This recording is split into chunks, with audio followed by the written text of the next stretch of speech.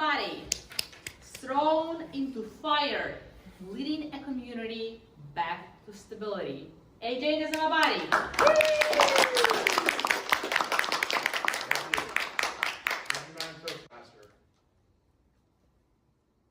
I want to be the President of the United States.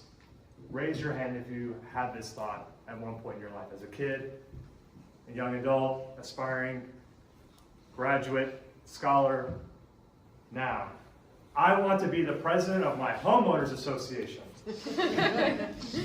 No? Okay. Not even me. Believe it or not, I empathize for a lot of the younger people that haven't yet bought a house or are renting. The thought of being a homeowners or being part of the homeowners association, just no, heck no. What do you think, Toastmaster CJ, what do you think of when you picture someone in the HOA? What do you imagine? Someone that's very, and like annoying, annoying, but like someone who's very uppity, who's very stick up the butt, like. Absolutely, absolutely. I don't know what else to say. What do you think, Toastmaster Daniel? Who do you imagine? Sorry, what was the question? When you imagine someone in the HOA, what type of character do you imagine? Oh, like someone that will put up a poster on your door if you like. Yes. Cut your grass or if you're hedging. Exactly. One of those busybodies that just slams one of those warnings on your doors. I remember that as a kid. My neighbor coming in yelling at my dad for his lawn being like 2 inches too long. But when I bought my house 10 years ago, I never thought in a million years that I would be a part of my HOA, much less being the president of my HOA. How did I end up there? I just thought, look, I'm going to buy my house. The old lady that was running the neighborhood, she was taking care of it. I just paid my $300 a month. Everything got handled, and I got to enjoy my nice little townhome. Didn't have to think about the lawn and the roads and the maintenance. Then she passed away 3 years in, sadly. And then I started seeing some deterioration, right? I started noticing the roads were starting to fall apart. Our neighborhood road was looking horrible. The grass wasn't looking great. The sprinklers were working too well. I noticed the property management company kept changing almost every year. Then it all came to a head a few years ago when I saw a special assessment for the roads because they wanted to add another $150 a month to my monthly dues to borrow $120,000 to pay for the roads. Next thing I knew, when I was walking around to take out my garbage, check my mail, I saw neighbors coming out and congregating and complaining about the HOA, and they didn't know what they were doing. And then I started getting pulled in because I was a little concerned as well. Like, look, if I have to pay more money every month for something that normally is part of my monthly dues, then yeah, I was also worried as well. Then I came to realize that the HOA was in really, really, really bad shape. They borrowed this money from the bank. They paid a very, very shady contractor, and guess what? She never did the work. The money was stolen, and meanwhile the roads are falling apart. Everything's in bad shape. The property management company wasn't doing their job. They were letting us pay $150 a month on a water bill because of a leak that they never caught for over 12 months. So long story short, they had asked me, I guess they found out I was a CPA, and they said, oh, this guy looks smart, you should run the HOA. And I did it only because I needed to turn this around. I felt like I was the only person in this neighborhood that actually, one, cared about what was happening and the deterioration, and two, that I had the capability, or at least the potential capability, to fix the issue, to stabilize my community. Because it was my community. I owned my house, and I didn't want to see my property values collapse. I didn't want to see my HOA dues skyrocket.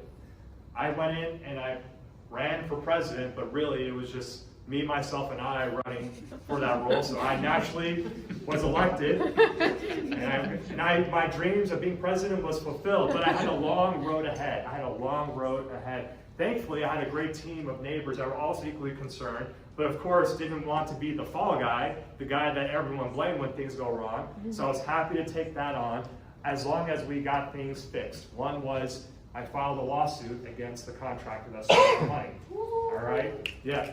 I went to war with her, and then the next step was we got the roads fixed with a reputable contractor.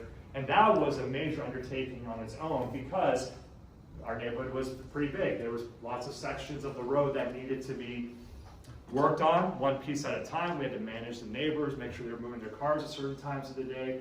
So there was a lot of managing, coordinating, talking to the neighbors, explaining to them what needed to be done, making sure they were moving the cars. I remember I had to go and physically get in the very old Brazilian lady. She was a lovely Brazilian lady, but she couldn't move her car. I actually would move her car for her on the various days to get the road work. So long story short, the road got repaved, it looked beautiful, the contractor did a wonderful job, and great news on the lawsuit, we won the lawsuit.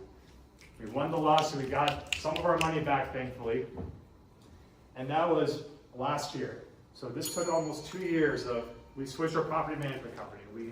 We switched to a much more reputable company to manage our community, and they're doing a great job now.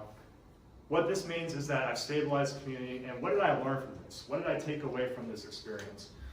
One, and what can I share with all of you as you embark on your journey in life? One is, you can't say it's not my problem with anything, with any social issue, with your community, with local politics, with state politics, national politics, any issues that are impacting the world. You can't say that's not my problem.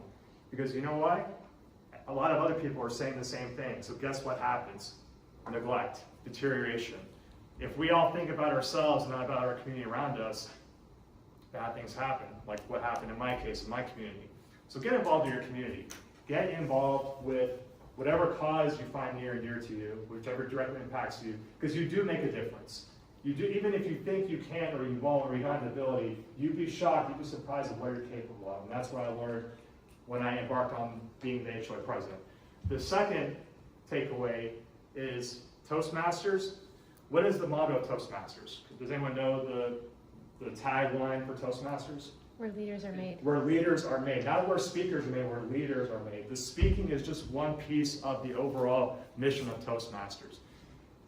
Me being here at Toastmasters, my experience, my practice here, helped me to run HOA meetings, to get in front of a group of neighbors and explain to them, you guys need to move your cars on day one on this side. And I did it with authority and confidence. They were just like, yes, sir, yes, sir. So it was, but that confidence I gained from practicing my public speaking carried over and allowed me to be the best leader I could be, at least in my community. So take what you learn here to make the world a better place, make a community a better place. So I hope this was helpful. Please be a part of your HOA when you guys become future homeowners, because I know that what you've learned here will translate to being able to run your communities more effectively. Or if you just don't want to do that, find something else, find another cause, but take this and don't put it to waste. Not